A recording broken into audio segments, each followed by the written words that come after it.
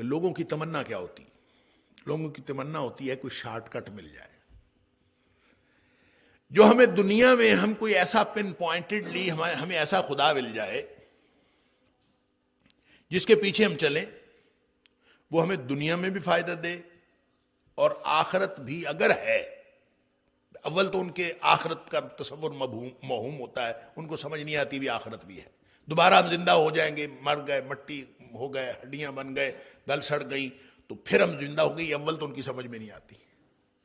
اور اگر کہیں ہے تو وہ دنیا میں بھی ہمیں بچا لے، فائدہ دے، اور آخرت میں بھی ہمیں یہ بچا لے، بس ہمیں کوئی ایسا کہنے والا ہو کہ میں تمہیں چھڑوا لوں گا، کوئی ایسا کہنے والا۔ یہ ہے تمنا، یہ ہے انسان کی خواہش کہ کوئی ایسی لائن دینے والا ہو کہ تم چلو، جو مرضی کرتے رہو، میں تمہیں بچا لوں گا، بس۔ اور جو یہ کہہ دے نا کہ ایسے کر لو خیر ہے، آسانیاں پیدا کر دو، یہ بھی چھوڑو، یہ بھی چھوڑو، یہ بھی چھوڑو، تو اس کو بڑا لوگ لائک کرتے ہیں، اس کو بڑا لوگ پسند کرتے ہیں، دنیا میں بھی فائدہ، آخرت میں بھی فائدہ۔ کوئی شارٹ کٹ بتانے والا ہو کہ یہ کیے بغیر ہو جائے گا، بس کوئی ایسے 10 دن مل جائیں، سال میں اگر 10 دن پی کاٹنی پڑے تو ہم کاٹ لیں گے، باقی کو دن تو اپنی مرضی سے زندگی گزاریں۔ تو کوئی ایسا معاملہ تو ہونا چاہیے نا، یا تو عیسائیوں کی طرح کفارے کا عقیدہ ہو کہ حضرت عیسیٰ علیہ السلام نے جو ہے وہ سولی پہ چڑھ کے سارے جو پیروکار ہیں ان کے گناہوں کی طرف سے کفارہ ادا کر دیے، چال کتنا سوکھا کام ہے۔ اب کوئی عیسائی ہو، بپتسمہ لے اور بس بات ختم، آخرت ہے بھی تو سیدھی جنت۔ فَلِلَّهِ الْآخِرَةُ وَالْأُولَى، جو اگلا جہان ہے وہ بھی اللہ کا ہے، اور یہ جو پہلا جہان ہے یہ بھی اللہ کا ہے، لہذا قانون اور اصول وہ چلے گا جو اللہ نے دیا، تمہارے شارٹ کٹ نہیں چلیں گے۔ وہ قانون کیا ہے کہ محمد صلی اللہ علیہ وسلم کی بیٹی فاطمہ بھی اگر چوری کرے تو ہاتھ کٹے گا۔ او بھائی، یہ انسان کی خواہشیں پوری کرنے کے لیے یہ جہان نہیں ہے، یہ جہان امتحان کے لیے ہے۔ کون اللہ کی بندگی کرتا ہے اور کون خواہشات نفس کے پیچھے چلتا ہے، یہ بس اتنا امتحان ہے۔ اور اللہ کے علاوہ کسی اور کی بندگی نہ کرو، اور وہ بندگی کسی کی بھی ہو سکتی ہے، کسی بت کی ہو سکتی ہے، کسی زندہ کی ہو سکتی ہے، کسی مردہ کی ہو سکتی ہے، کسی شخصیت کے نام پہ ہو سکتی ہے، یا پھر وہ کسی وقت کے جابر کی ہو سکتی ہے، وقت کے فرعون کی ہو سکتی ہے، کسی نظریے کی ہو سکتی ہے، خواہشات نفس کی ہو سکتی ہے۔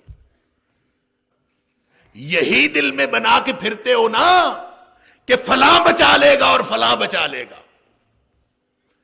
کم من ملک فی السماوات والارض، کتنے فرشتے ہیں زمین و آسمان میں، اگر وہ بھی کوئی بات اللہ سے کرنا چاہیں تو اللہ کی اجازت کے بغیر نہیں کر سکتے۔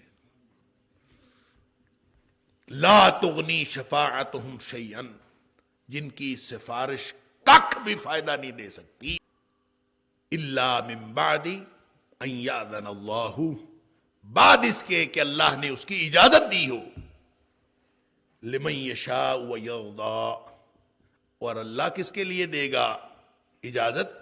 لمن یشاء ویرضی، جس کے لیے چاہے گا اور جس کے لیے راضی ہوگا۔ تو جس کے سفارش جو ہے وہ بھی اللہ کے پاس ہے، من ذا الذی یشفع عندہ الا باذنہ، ہم وہاں سورہ یہ آیت الکرسی کے اندر روز پڑھتے ہیں، اللہ من ذا الذی یشفع عندہ الا باذنہ، اللہ کی اجازت کے بغیر وہاں سفارش نہیں ہو سکے گی۔ لہذا دنیا میں اپنی مرضی کے خدا بنانے کا کیا فائدہ؟ ہم للانسان ما تمنا، انسان جو ہے وہ دنیا میں اپنی پلاننگ کرتا ہے، میں یہ کر لوں گا، میں وہ کر لوں گا، ہوتا وہ ہے جو اللہ چاہتا ہے۔ دنیا کے بھی سارے معاملات اللہ کے پاس ہیں، اور آخرت کے سارے معاملات بھی اللہ کے پاس ہیں۔ اور کتنے فرشتے ہیں آسمانوں میں، لا تغنی شفاعتہم، جو جن کی سفارش جو ہے وہ فائدہ نہیں دے سکتی، یعنی وہ آسمانوں میں فرشتے ہیں، اللہ کے قریب ہیں، اور اللہ کی قربت کے باوجود ان کے پاس بولنے کا حق نہیں ہے، اختیار نہیں ہے۔ کیا انسان کے لیے وہی کچھ ہے جس کی وہ تمنا کرے؟ یعنی ایک سوال ہے، اور یہ سوال سابقہ گفتگو کے سیاق میں جب آپ دیکھیں گے تو اس کا مطلب یہ ہے کہ کیا انسان کے لیے وہ معبود ہے یا بندگی کے لیے وہ چیز ہے جس کی یہ تمنا کرے، جو اس کی خواہش پیدا ہو. خواہش پیدا ہوتی ہے کہ جناب ایک نیک آدمی تھا، میں اس نیک آدمی کی مورتی بنا کے پوجوں. کیا وہ ہے؟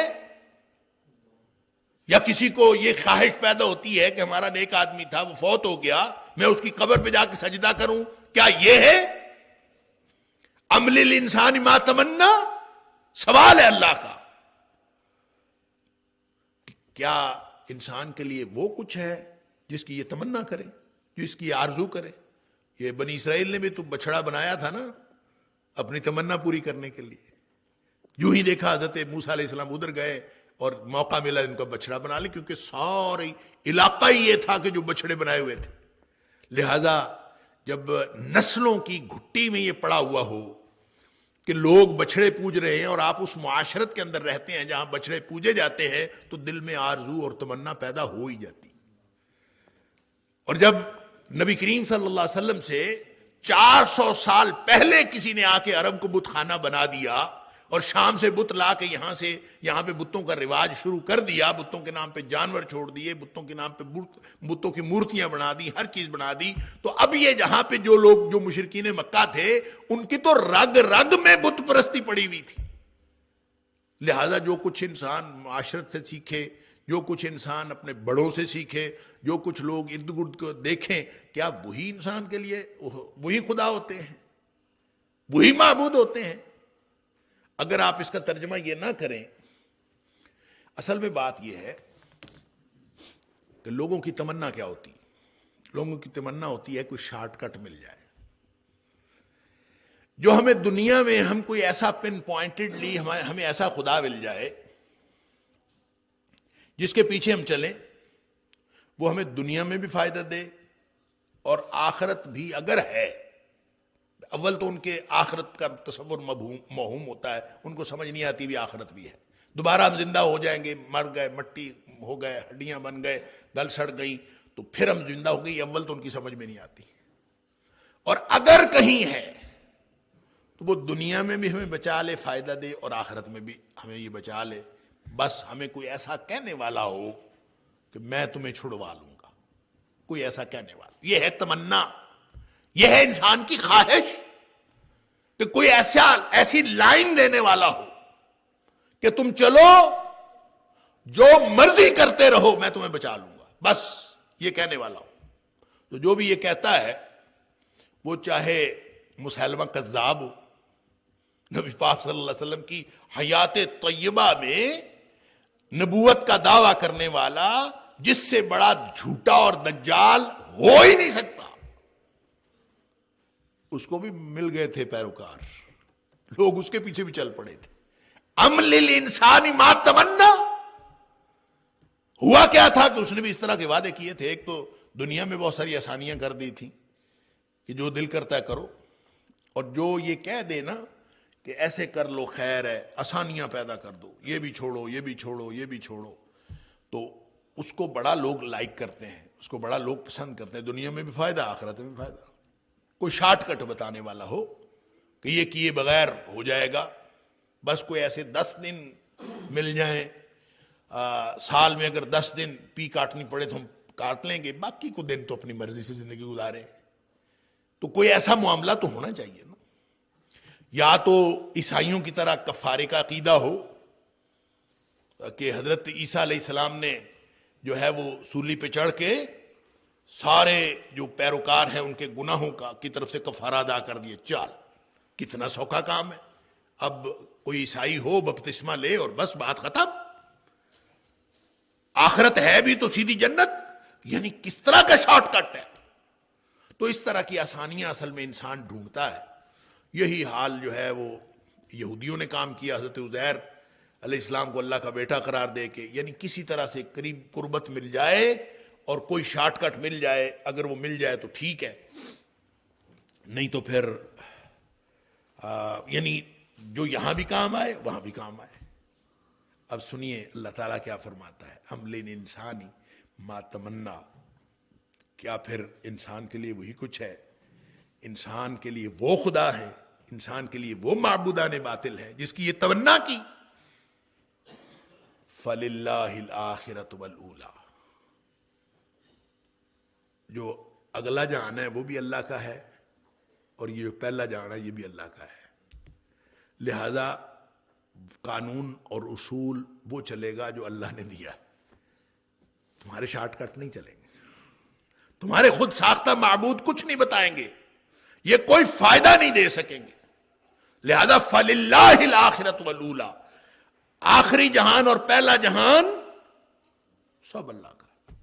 اور اللہ نے جو قانون دیا ہے وہ اپنے نبی کریم صلی اللہ علیہ وسلم کے ذریعے دے دیا. اور نبی کریم صلی اللہ علیہ وسلم وہ ہے جنہوں نے ایک قانون بتایا. آگے بھی سارا اس قانون کا مختصر الفاظ میں ذکر ہوا ہے اس صورت میں بھی، جس میں نبی کریم صلی اللہ علیہ وسلم نے فرمایا تھا وہ قانون کیا ہے کہ محمد صلی اللہ علیہ وسلم کی بیٹی فاطمہ بھی اگر چوری کرے تو ہاتھ کٹے گا، کوئی استثناء نہیں ہے. اللہ وہ قانون یہ ہے. انسان وہ چاہتا ہے کہ مجھے بس یہ مل جائے، مجھے میرا اگلا جان بھی ٹھیک ہو جائے، میرا یہ جان بھی ٹھیک. او بھائی یہ انسان کی خواہشیں پوری کرنے کے لیے یہ جہان نہیں ہے، یہ جہان امتحان کے لیے ہے. کون اللہ کی بندگی کرتا ہے اور کون خواہشات نفس کے پیچھے چلتا ہے، یہ بس اتنا امتحان ہے. وَمَا خَلَقْتُ الْجِنَّ وَالْإِنسَ إِلَّا لِيَعْبُدُونَ، پیچھے سورہ ذاریات میں پڑھا ہے.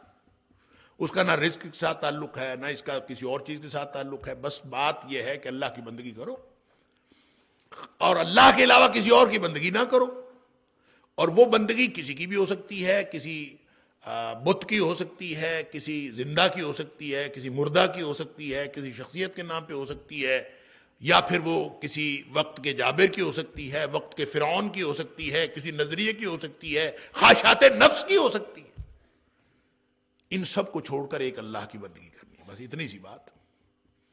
لہذا جو شخص جو تمنائیں کرتا ہے، جو آرزویں کرتا ہے، وہ انسان کے لیے نہیں ہے. انسان یہ سمجھتا ہے کہ وہ ہے. لہذا آپ اس کا ترجمہ یا کریں تو اس کا مطلب ہوگا یا انسان کے لیے وہ کچھ ہے جس کی یہ تمنا کرے. فَلِلَّهِ الْآخِرَةُ وَالْأُولَى، آخرت اور پہلا جہان اور اگلا جہان، سبحان اللہ، یہ سب اللہ کا ہے. اور آخرت کے مقابلے میں اولا کون سی ہے؟ دنیا. دنیا قریب والی، دنا یدنو سے ہے دنیا. دنیا کا مطلب قریب والی زندگی، اور اخرى آخرت ہے، آخرت کا مطلب بعد والی زندگی. تو پہلا جہان بھی اللہ کے ہاتھ میں ہے اور اگلا جہان بھی اللہ کے ہاتھ میں ہے. لہذا اس نے یہ قانون بنا دیا ہے کہ دنیا میں بھی وہ کامیاب ہوگا جو اللہ کی بندگی کرتا ہے، اور آخرت میں بھی وہ کامیاب ہوگا جو اللہ کی بندگی کرتا ہے. ہاں دنیا کے حوالے سے جو لوگوں نے بہت ساری چیزیں بنائی ہوئی ہیں، اور دنیا میں ہو سکتا ہے کسی کو فائدہ ہو جائے جو آخرت کا گمان ہی نہیں رکھتے، آخرت کا یقین ہی نہیں رکھتے، آخرت ان کے وہم و گمان میں بھی نہیں ہے، وہ صرف دنیا کی بات کرتے ہیں، ان کو فائدہ ہو سکتا ہے. وَكَم مِّن مَلَكٍ فِي السَّمَاوَاتِ لَا تُغْنِي شَفَاعَتُهُمْ شَيْئًا إِلَّا مِن بَعْدِ أَن يَأْذَنَ اللَّهُ لِمَن يَشَاءُ وَيَرْضَىٰ. اللہ اکبر. یہی دل میں بنا کے پھرتے ہو نا کہ فلاں بچا لے گا اور فلاں بچا لے گا. کم من ملکن فی السماوات والارض، کتنے فرشتے ہیں زمین و آسمان میں، اگر وہ بھی کوئی بات اللہ سے کرنا چاہیں تو اللہ کی اجازت کے بغیر نہیں کر سکتے. لا تغنی شفاعتہم شیئا، جن کی سفارش ککھ بھی فائدہ نہیں دے سکتی. کتنے ہی فرشتے ہیں زمین و آسمان میں، بڑے بڑے فرشتے، ادنا فرشتے سے لے کر جبریل تک جو فرشتوں کا سردار ہے، کتنے ہی فرشتے ہیں زمین و آسمان میں. لا تغنی شفاعتہم، جن کی سفارش فائدہ نہیں دے گی، الا من بعد ان یاذن اللہ، بعد اس کے کہ اللہ نے اس کی اجازت دی ہو. لمن یشاء ویرضی، اور اللہ کس کے لیے دے گا اجازت؟ لمن یشاء ویرضی، جس کے لیے چاہے گا اور جس کے لیے راضی ہوگا. جس کے لیے اللہ راضی ہوگا یا جس کے لیے چاہے گا اس کے لیے سفارش کی اجازت دے دے گا. نبی اکرم صلی اللہ علیہ وآلہ وسلم کو شفاعت کا حق ہو یا کسی فرشتے کو شفاعت کا حق ہو یا کسی کو بھی شفاعت کی بات ہو، وہ سوائے اللہ کی اجازت کے یہ ممکن نہیں۔ فَلِلَّهِ الشَّفَاعَةُ جَمِيعًا، ہر قسم کی شفاعت وہ اللہ کے پاس ہے، اللہ تعالیٰ نے اجازت دینی۔ اس کا مطلب جس کو اللہ نے بخشنا ہے نا، تو اللہ تعالیٰ کسی کو اجازت دے دے گا، نبی پاک صلی اللہ علیہ وسلم کو اجازت دے گا اس کی سفارش کرنے۔ تو جس کے سفارش جو ہے وہ بھی اللہ کے پاس ہے، من ذا الذی یشفع عندہ الا باذنہ، ہم وہاں سورہ اور یہ آیت الکرسی کے اندر روز پڑھتے ہیں، اللہ من ذا الذی یشفع عندہ الا باذنہ، اللہ کی اجازت کے بغیر وہاں سفارش نہیں ہو سکے گی۔ لہذا دنیا میں اپنی مرضی کے خدا بنانے کا کیا فائدہ؟ ہم للانسان ما تمنا، انسان جو ہے وہ دنیا میں اپنی پلاننگ کرتا ہے، میں یہ کر لوں گا، میں وہ کر لوں گا، ہوتا وہ ہے جو اللہ چاہتا ہے۔ دنیا کے بھی سارے معاملات اللہ کے پاس ہیں اور آخرت کے سارے معاملات بھی اللہ کے پاس ہیں، اور اللہ جس کے لیے چاہے گا اجازت دے گا۔ وَكَم مِّن مَلَكٍ فِي السَّمَاوَاتِ وَلَا تُغْنِي شَفَاعَتُهُمْ شَيْئًا إِلَّا مِن بَعْدِ أَن يَأْذَنَ اللَّهُ لِمَن يَشَاءُ وَيَرْضَىٰ، اور کتنے فرشتے ہیں آسمانوں میں، لا تغنی شفاعتہم، جو جن کی سفارش جو ہے وہ فائدہ نہیں دے سکتی، یعنی وہ آسمانوں میں فرشتے ہیں، اللہ کے قریب ہیں، اور اللہ کی قربت کے باوجود ان کے پاس بولنے کا حق نہیں ہے، اختیار نہیں ہے۔ دعا ضرور کرتے ہیں، دعا کرتے ہیں، نبی یہ تو قرآن نے کہا ہے کہ وہ اہل ایمان کے لیے دعائیں کرتے رہتے ہیں۔ دعا اور چیز ہے، سفارش اور چیز ہے۔ دعا فرشتے بھی کرتے ہیں، ہم بھی کرتے ہیں، ہمیں بھی، ہمارے پاس بھی دعا کا اختیار ہے، ان کے پاس بھی دعا کا اختیار ہے۔ سفارش کا اختیار اللہ کی اجازت کے بغیر کسی کے پاس نہیں ہے، اور اللہ تعالیٰ جس کو چاہے گا یا جس کے لیے پسند کرے گا سفارش کر دے گا۔